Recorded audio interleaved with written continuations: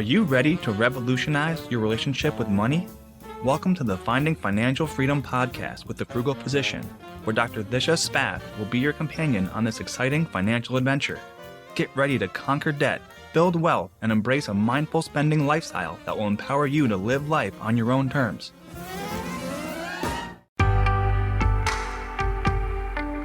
Pearson Ravitz' story begins with Dr. Stephanie Pearson, a passionate OB-GYN at the height of her career. But then, a shoulder injury struck during a precipitous delivery. Her dreams were shattered, leaving her unable to practice medicine. Determined to make a difference, Stephanie became an advocate for her peers, guiding them through the complex disability process. Alongside insurance expert Scott Ravitz, Stephanie founded Pearson Ravitz, a company determined to approach insurance differently. Together, they set their mission to educate and empower physicians to protect their most valuable asset, their income, and the most important people in their life, their family. Today, Pearson Ravitz serves the medical community in all 50 states. At Pearson Ravitz, they understand the unique concerns of physicians. Physician-founded and physician-focused, Pearson Ravitz builds human connections before they create quotes. Life can change in an instant. It's hard to imagine that a sudden illness or injury could leave you and your family in a devastating financial situation. But with a little planning and guidance, you can prepare for every possibility. Visit PearsonRavitz.com to schedule your consultation with a Pearson Ravitz advisor. Welcome back to the Finding Financial Freedom with the Frugal Physician podcast. I'm your host, Dr. Disha Spath. On this podcast, we delve into topics such as finance, but also work-life balance and wellness. Today, we're talking to a real Renaissance man, Dr. Jedidiah Ballard. Not only does he stitch up patients and sprint on treadmills, but also he has sprinted for a heart on ABC's The Bachelorette. From rural Montana to the glam lights of reality TV, and from Men's Health magazine covers to leading a morning news segment called Paging Dr. Ballard, Dr. Jed has done it all, and all while keeping his fitness in peak condition. Let's talk to him about how he balances it all. So without further ado, let's welcome Jed. Hi, Jed. How are you doing? What's up, Disha? It's been forever. I know we're just catching up a little bit, but great to see you. You look great. Congrats on the podcast. Thank you so much. Oh my gosh. So Jed used to be my supervising resident in my ER rotation at Medical College of Georgia in Augusta, and it's been about a decade.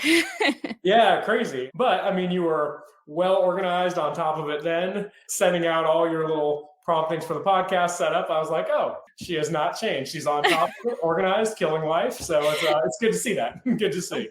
And thank you for the nice review of my work-life balance during med school as well. I appreciate you were great. that. I didn't see much of the life balance, but at work, you were phenomenal.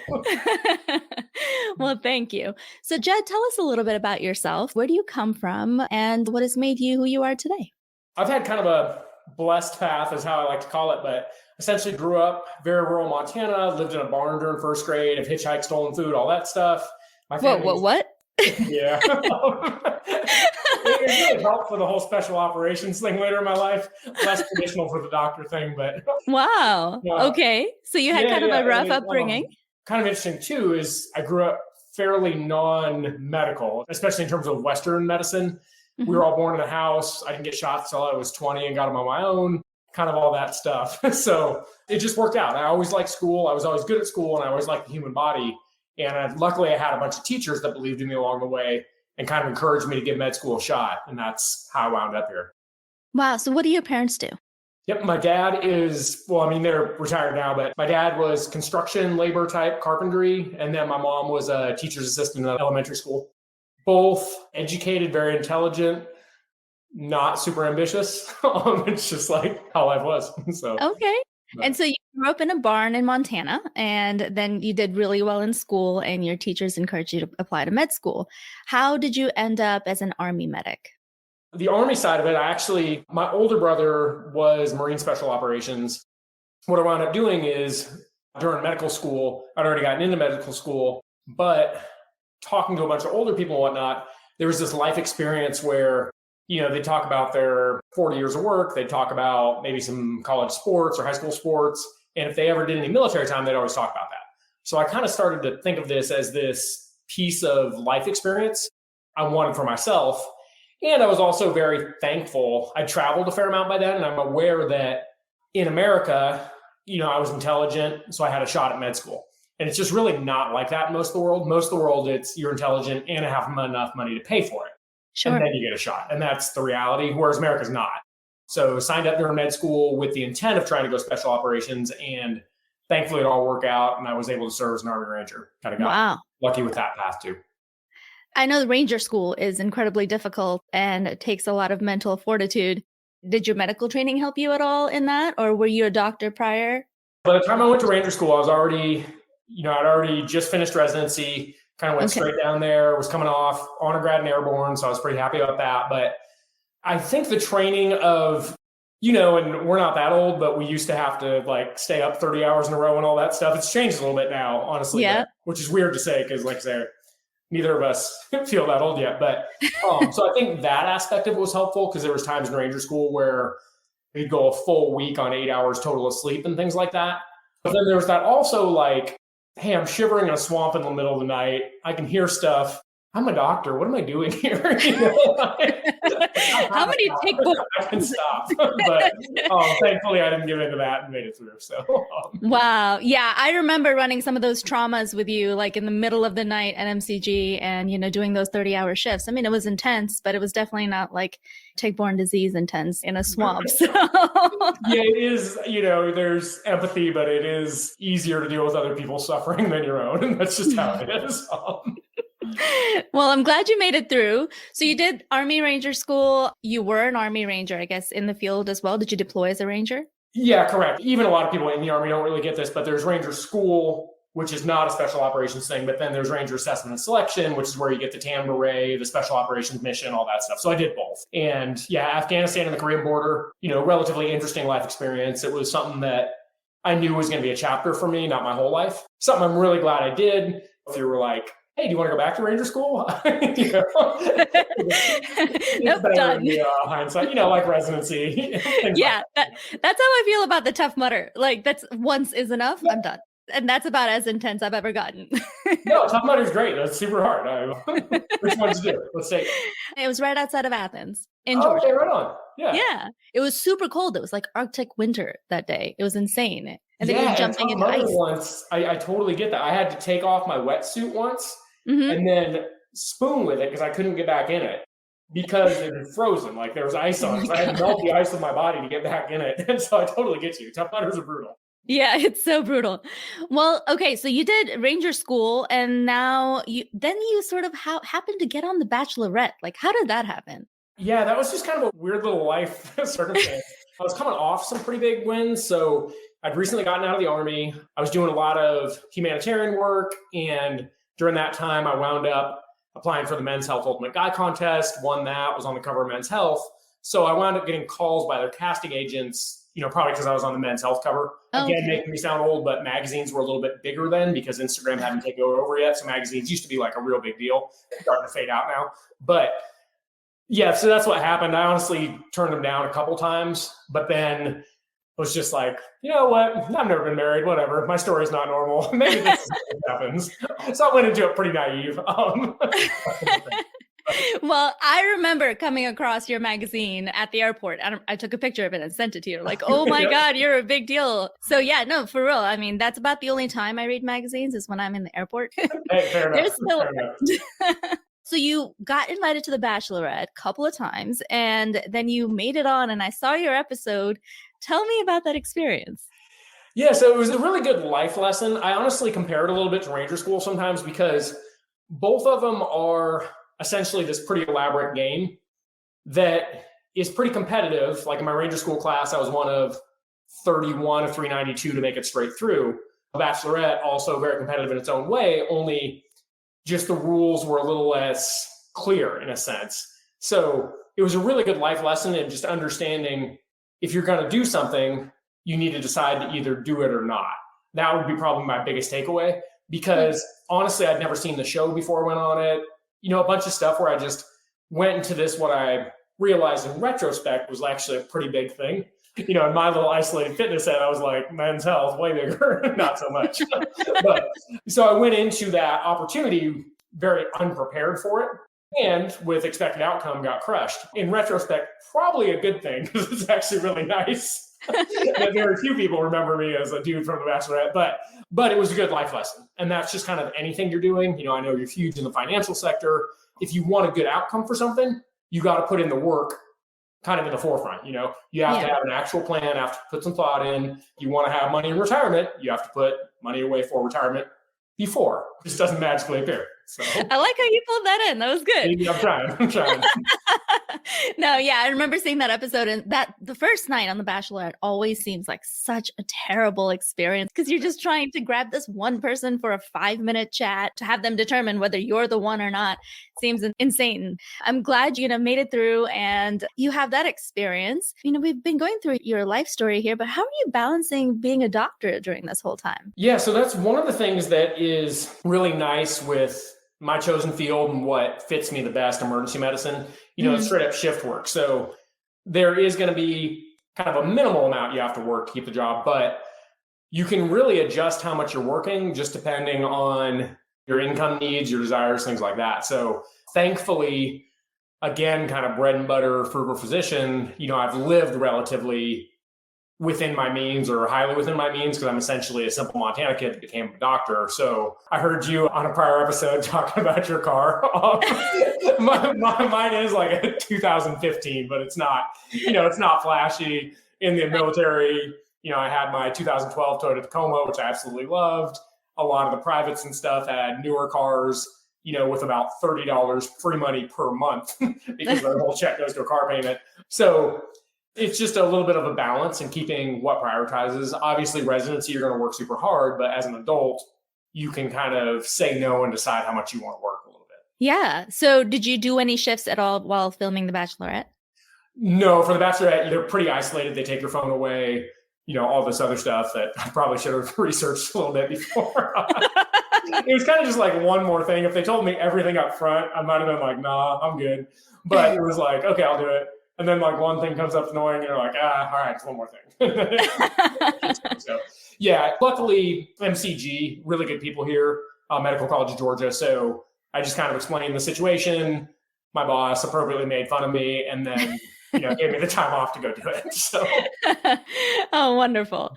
We talked about you being on the cover of Men's Health, and that's because you've really been able to keep up your fitness during your medical career while practicing medicine. How is it that you're able to balance that? How do you make time? Yeah, and that's one of those things that it's a part of who I am.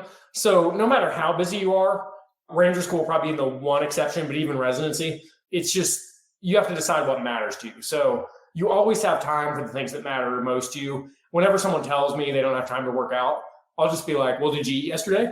And they'll look at me and be like, yeah. And I'll be like, well, it was a priority to you, so you made time for it. It's just like, even though sometimes you can, you have to modify that based on what's going on in your life. So I'm a big fan of efficient workouts. I tend to train very total body, very functional, a lot of HIIT type stuff where I can do a total body blast cardio type session, in 15 minutes if I'm in a hurry. It's just It's really uncomfortable doing those 15 minutes. So it's kind of you're going to have a set amount of pain for that workout. You can condense it into 15 minutes or you can let it spread over an hour if you want to make it a good workout, essentially.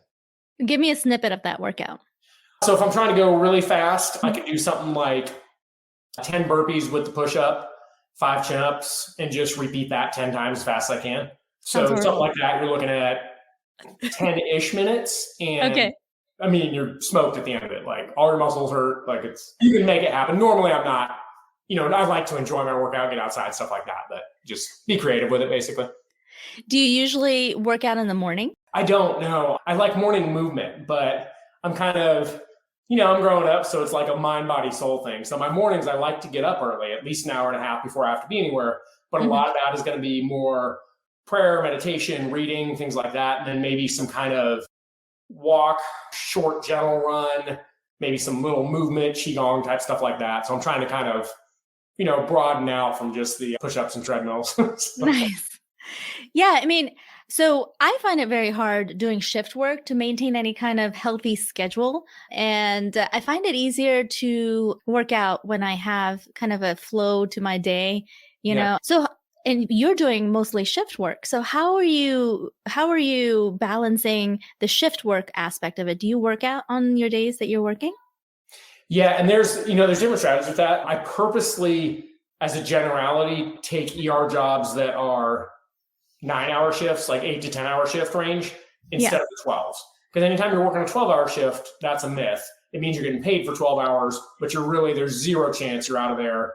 It's either going to be 12 and a half, 13 and a half, because there's sign out and stuff. You can't just leave the hospital when someone shows up. You got to kind of. So yeah, I really avoid 12-hour shifts unless there's a very heavy incentive, because again, all that means they're going to pay you for 12 hours. You're not going to be there for 12 hours. Totally. So that gives me time in any day to get a workout in for sure. And, with my life balance now, I'm 50% med school. So I do have a lot more kind of structure and flow in my life than most ER docs. So I've kind of minimized my overnight shifts and whatnot, which is a lot better for long-term health. Yeah. Yeah. Overnights really kill like any kind of motivation I have to be healthy. And that's bad. Sometimes you got to just understand, okay, my body needs sleep more right now. Or something like a 30-minute brisk walk, not getting in the gym and trying to hit a new PR type thing. How many days a week do you work out? I'm active 6 or 7 days a week, but again, it's a pretty flowing thing and not all of them are super hardcore. So today's workout, I did a little morning stretching type stuff. And then I just walked through a beautiful sunny neighborhood with a 45-pound weight vest on for about an hour. So it was nice. It was like mind the whole time, Yeah. I'm just trying to imagine you walking down the street with a 45-pound I look a little bit weird because most of my neighborhood's kind of like families and retired people, but sure, that works. So what would you say to the doctor that's having a hard time kind of getting going and really wanting to get in good habits of working out, but is not there yet? Yeah, it's one of those things where we are so prone, especially as physicians, we put in all this work and we keep on putting off like, okay, I just got to work harder. It's residency. I'll get through this. And then next phase, and we just keep on doing that to ourselves. So we wind up, as a generality, more busy than the normal person as far as just work commitment. You have a family and everything which you're balancing, which has got to be, that's a challenge I haven't taken on. I'm sure that's super tough. The main thing with it is to just get started. You need to do something and you can build off that. What people do is they wait to get started until they look for the perfect opportunity or when things align. And that just doesn't happen. So, they want to start P90X, but they can't carve out 90 minutes in their day. But realistically, if you haven't been working out, you need P10X. What you should do is just eliminate about 80 minutes of that workout, start real small, see how you feel and build up. You want to play the long game. So what you want to do is start slow, start something and just stay consistent. Consistency is hands down the number one factor in fitness. And that's so true about money habits as well, right? It's so hard to get over the fear of investing, but really the key is just get started and put in something. And as soon as you get started, you kind of see the way forward and it becomes easier and easier. And it's really all about consistency in investing rather than trying to time the market. So very similar to the mentality of, keep taking care of your body and working out all the time. Now, are there any diet tips that you have for our listeners, like anything that they should be focusing on? I think diet is a bit of a dirty word because there's actual pretty big studies out of UCLA and whatnot that dieting is an independent risk factor for weight gain on a long term. People tend to lose weight, in the 2-month range if they can stick to it. But on a 2 to 5 year, it's an independent risk factor for actual, for fat gain. But it's just about lifestyle habits. And that's, going back to investing, all these things, it's those little things you're doing every day. Your habits form who you are, and you get choice in your habits. And it takes some discipline to establish them. But the good thing about habits is it only takes discipline until it feels like part of who you are. So for you, I'm sure making smart money choices, for me, being active every day, it's just a natural part of who we are. So we do it without putting a lot of extra thought in it. And then it takes a little discipline and thought if we want to tweak something. But, it's just about establishing those habits and getting it done. And you have to. So dietary, the number one thing, if you're not doing it and fat loss is a goal, is to only drink 0-calorie things. So many people are just losing tons of calories and sugar in things like soft drinks. It's so much more fun to eat 2 Snickers bar than to drink a big glass of Coke. You know what I mean? You feel like, oh my God, I shouldn't be eating 2 Snickers bar. And then you just pound a glass of Coke like nothing. Ugh. And I mean, I don't, but like if you're into No, my vice is wine. So yeah, all things in moderation. I'm definitely not against, you look great right now, so keep on doing that. But it's what you're doing most of the time, that whole 80-20 principle for literally anything in life. Yeah, that's a really good tip. I mean, those empty calories and drinks, it's easy to cut out. And if you can just make that one rule for yourself that you're not going to be drinking your calories, then I'm sure you could make a lot of progress. How about protein intake? Do you focus on that? I do. I think that's so nutrition as a whole is kind of interesting because it's such a hard thing to study. And you will have absolute PhD level experts telling you absolutely opposite things. So the problem with, if you just read one thing is it's very easy to get zoned in on something that you may not work for you. Because again, you'll have a PhD telling you that vegan is the only way. You'll have a PhD telling you that Atkins is the only way, and they both have very good arguments for it. They talk about evolution and our ancestors and blah, blah, blah. I'm like, they're like, okay, you're Plains Indian in Nebraska. Like during the summer, you had fruit. During the winter, you ate meat. It's like, right. You just got to think of like where people were living. Makes that sense. Tangent aside, protein intake, I think, is pretty important for both health and fitness because frailty is one of the number one killers of older people, especially older women. Things like osteoporosis, they fall, get a hip fracture. That's not a good look. Yeah. So avoiding frailty is as important as things like avoiding heart disease, other things along that line. My recommendation would be about 1 gram per pound of desired body weight. So if you're 150 pounds, but you'd like to be 140 pounds, shoot for ballpark 140 grams a day. If you're trying to get a little bigger, 160, shoot for 160 grams a day. That said, don't be weird. Don't be the person like weighing your food and all that stuff. Just get kind of a general idea. You're shooting a range. You don't have to be exact on anything. Do you recommend like whey protein shakes?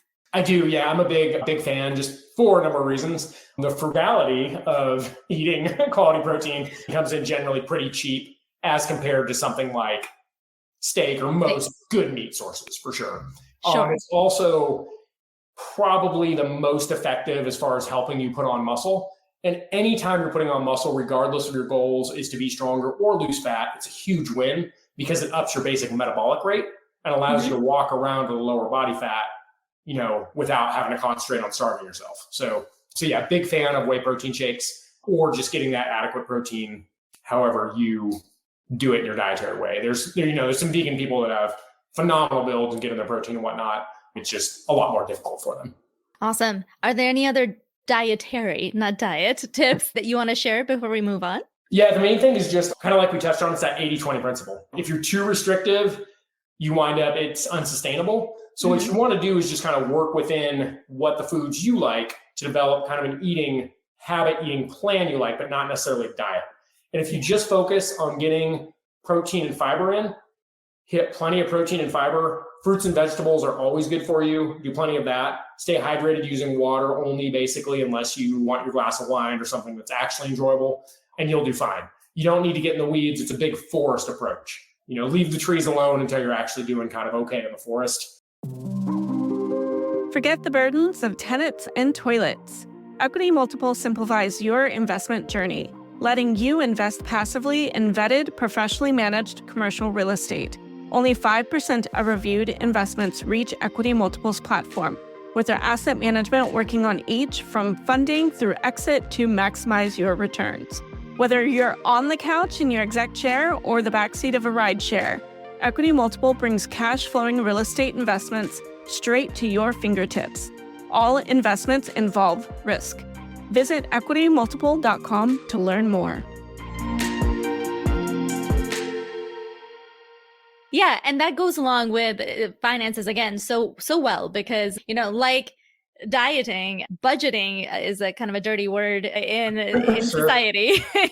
And, when people think of budgeting as restrictive, when they really try to just restrict every single line item, that's when they get in trouble because it's not sustainable, So that's why we go for the top 3 spending areas, your housing, your transportation, and your food first, right? Yeah. And see if you can cut down those a little bit. And then you can focus on the weeds later. If you really want to start cutting back on the smaller items, that's fine. You can, but it's best to start with the big items first. I totally agree. And from the finance, I'm not pretending to be an expert. I know you're legit really good at this, but there's so many mistakes I see that are obvious to me. I'm a very common sense bread and butter. And the gym's like this. If you're not doing anything, you can make incredible gains by just adding some common sense off the bat.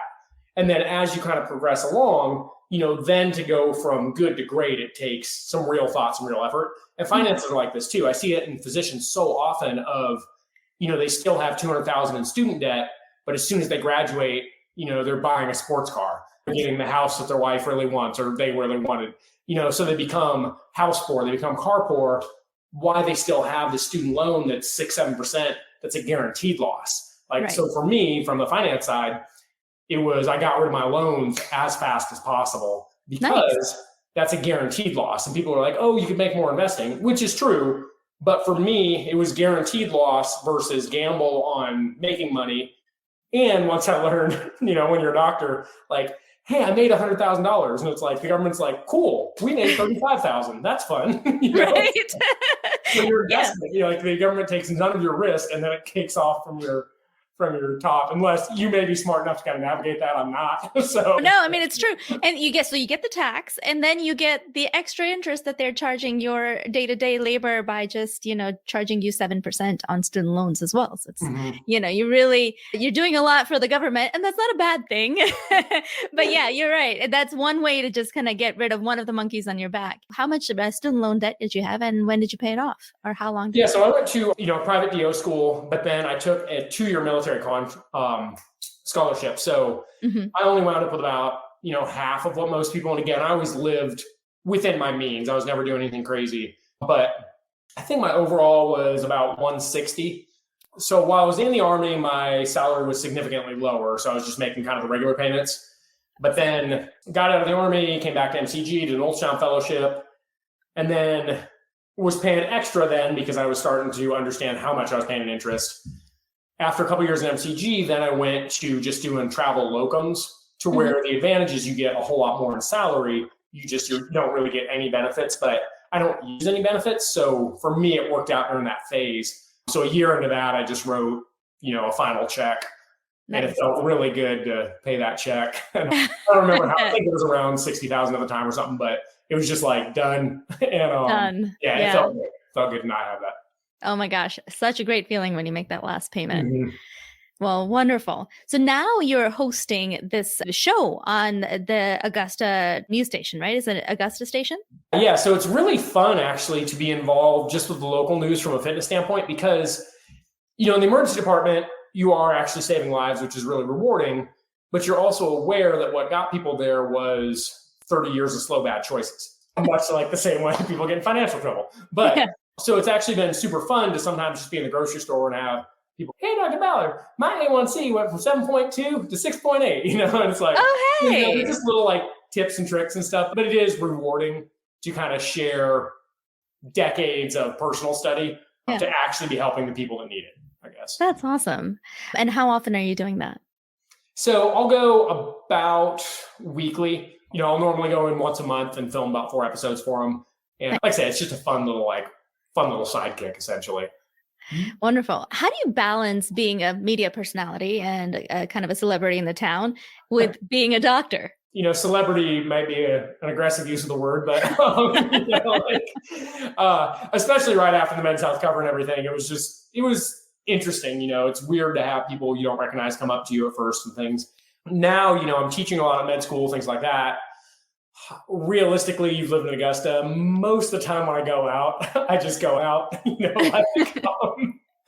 me and a few friends just got back from Brazil or, I'll hang out. So most of the time when I'm like letting off steam or going out, I will separate a little bit from where I'm now teaching and whatnot. Right. There are not that many places to hide in Augusta. They're not.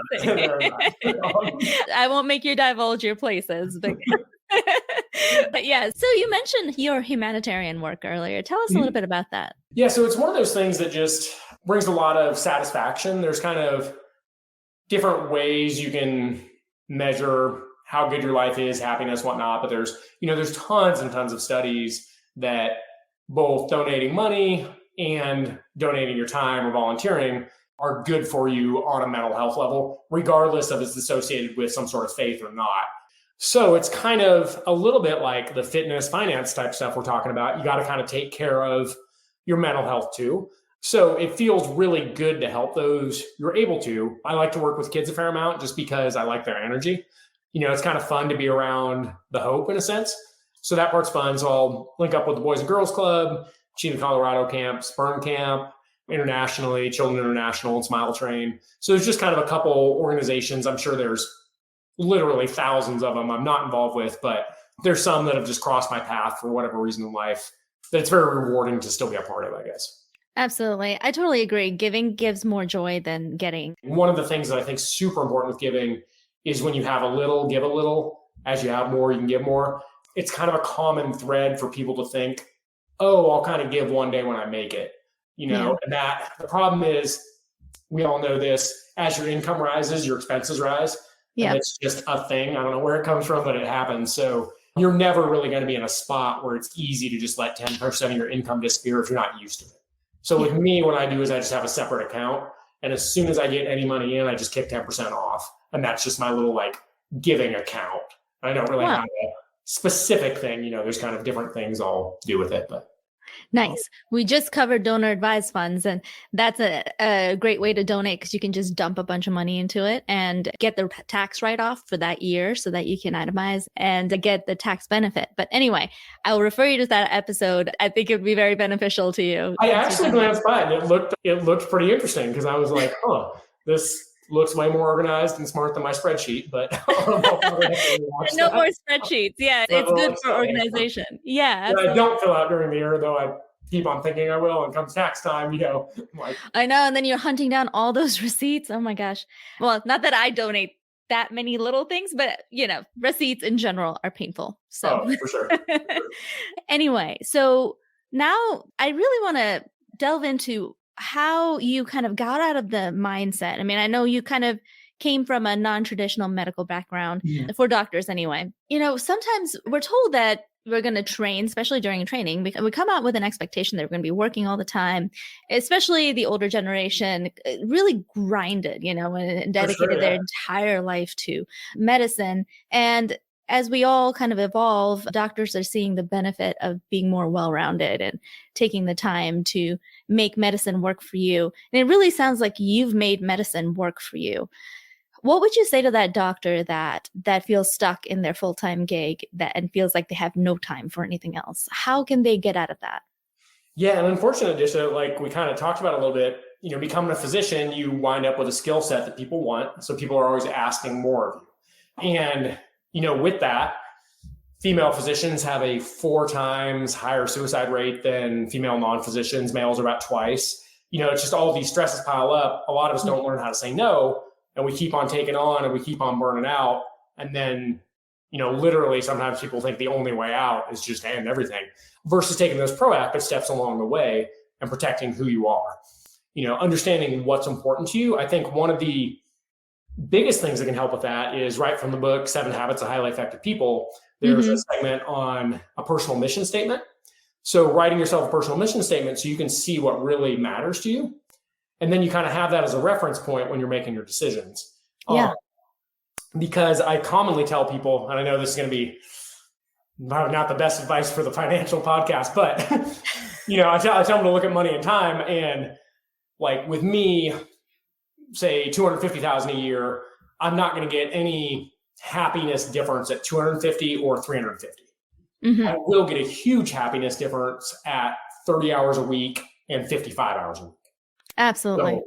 So I just got to kind of harp on what's important. And I'm not against periods of unbalance for a limited period.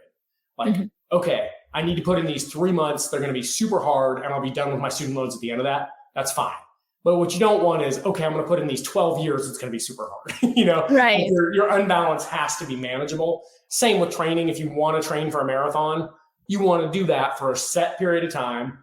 Let your body, I'm not a big dysenchantment. So I like the work. So I'll just not make fun of runners right now. But anyway, if you want to be unbalanced, you can do that, but do it for a set period of time and then get back on a balanced, longevity focused plan. And work has to be the same way. You need to really stop and figure out, do you enjoy work? Do you enjoy going to work?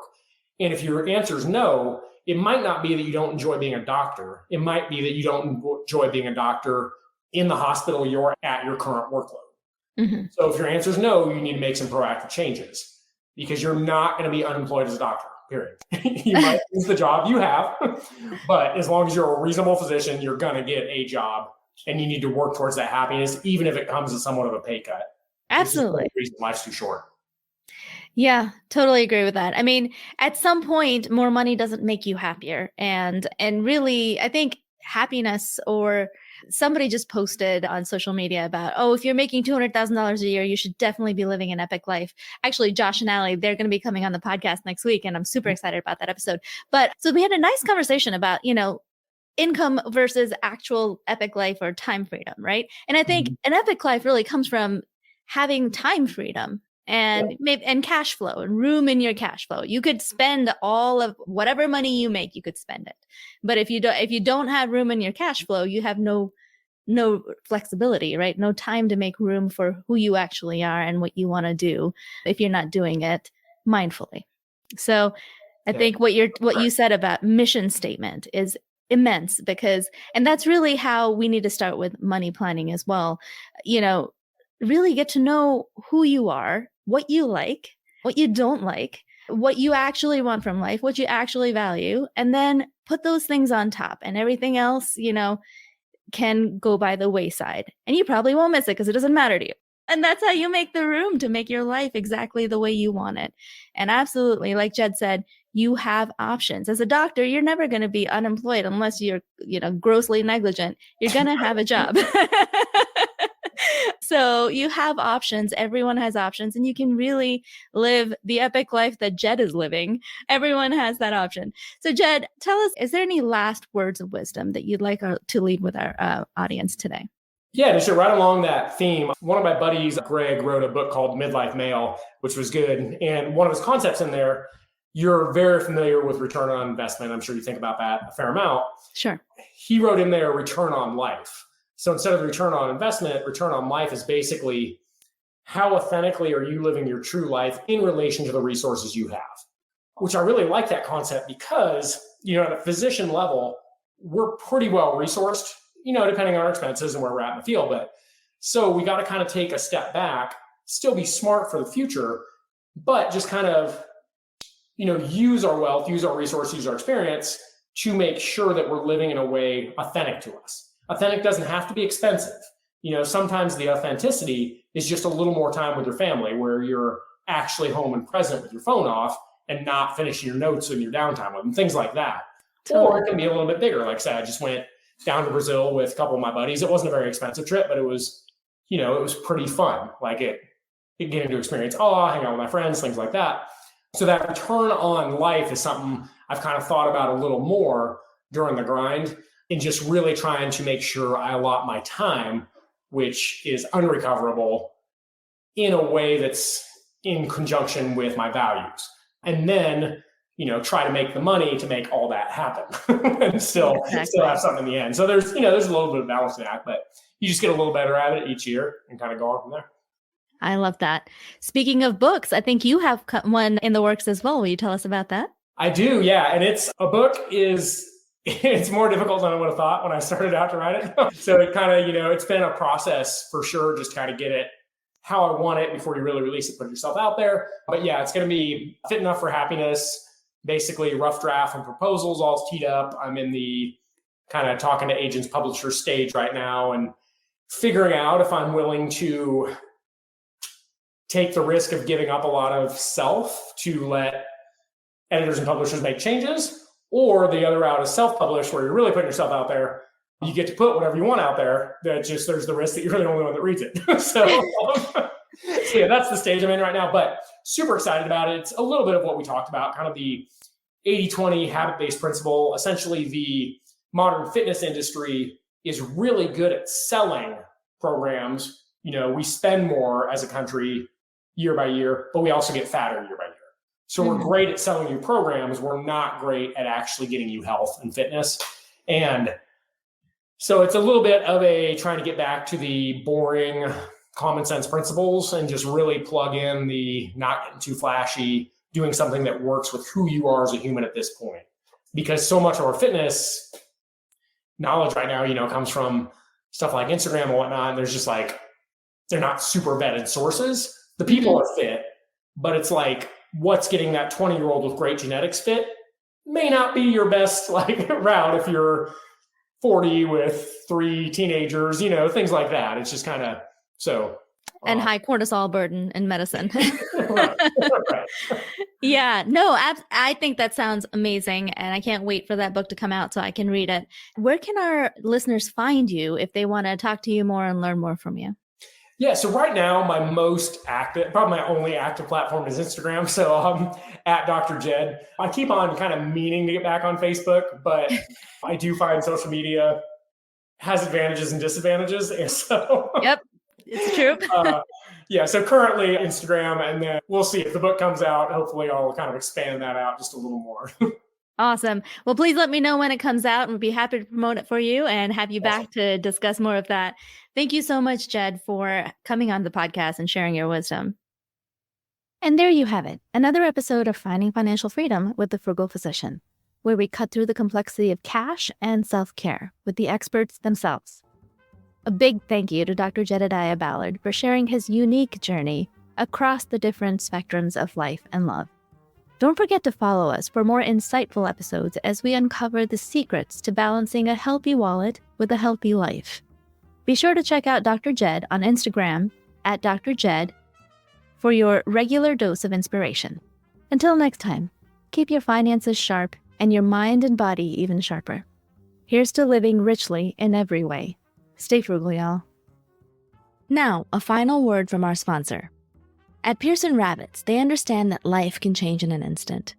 It's hard to imagine that a sudden illness, injury, or catastrophic event could put you and your family in a devastating financial situation. Physician-founded and physician-focused, Pearson Rabbits builds human connections before they create quotes. Visit www.pearsonrabbits.com today and embark on your journey to safeguarding your future. The content shared on this podcast should not be taken as individualized financial advice. We are here to share our knowledge and experiences, but it is crucial to consult with professionals such as accountants, financial advisors, or attorneys who can provide personalized guidance based on your specific needs.